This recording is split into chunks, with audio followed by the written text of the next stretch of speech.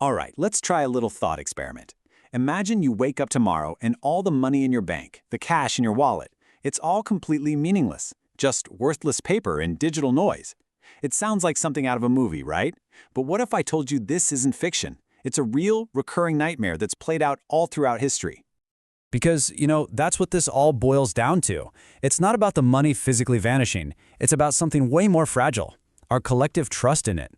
When that faith just evaporates, the entire system can completely unravel. So what is money, really? When you get right down to it, it's not the gold. It's not a government decree. It's a shared story, a collective belief we all buy into. And what's so wild about this definition is just how simple and how fragile it is. It's just an agreement. And when that agreement shatters, there's no policy, no central bank that can just snap its fingers and glue it back together. That belief, that has to be rebuilt slowly, person by person, from the ground up. And look, this isn't just some abstract theory. History is absolutely littered with cautionary tales of this exact thing happening time and time and time again.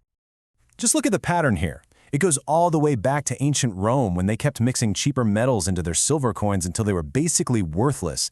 Then you jump forward to Weimar Germany in the 1920s, and then all the way to our modern era with places like Venezuela and Zimbabwe. The script, you'll find, is always surprisingly similar. I mean, can you even wrap your head around that? You get your wages in the morning and you have to literally run to the store because you know that by the afternoon, that same money will only buy you half as much. It's a kind of financial chaos it's hard to even comprehend. And this quote just captures the sheer absurdity of it all. People were literally using wheelbarrows full of cash just to buy a loaf of bread. They were using banknotes as wallpaper or to start fires because the paper itself was more useful than the currency it represented.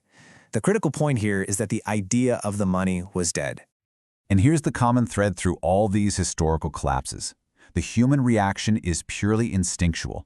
The moment faith is gone, people ditch the failing currency and they scramble for anything that holds tangible, real-world value. It could be gold, it could be US dollars, or it could be as simple as trading a bag of potatoes for some medicine. So that brings us to the big question. What would this look like today? In our hyper-connected digital world, a collapse like this wouldn't be a slow burn. Oh no. It would be instantaneous and it would be catastrophic. I mean, just think about it for a second. Our entire global economy runs on digital trust. The second that vanishes, container ships just stop in the middle of the ocean because nobody believes the payment will clear. The supply chain seize up, store shelves empty out in days. All those digital contracts, your pension, your online accounts, they become meaningless claims on a system that no longer exists. The psychological shock alone would be devastating because entire generations have grown up just assuming their money is safe. Okay, so in the rubble of a crisis like that, what do people actually turn to? What becomes the new money when the old one is gone for good? Well, on one side, you have the old classic, gold. It's been a store of value for thousands of years. You can hold it in your hand. But it's heavy, it's hard to move, and a desperate government can absolutely try to confiscate it. Then you have the modern contenders, like cryptocurrency. They're incredible for borderless transactions, and they're decentralized. But they have a huge Achilles heel. They need electricity and the internet to work. Two things that might be in very short supply during a total collapse. Now, what's crucial to understand is that these crises almost never appear out of the blue. There are always warning signs. You see things like skyrocketing national debt, inflation that you can feel every single time you go to the grocery store, deep, widespread political division, and this general sense that the people in charge are, well, losing control of the economy.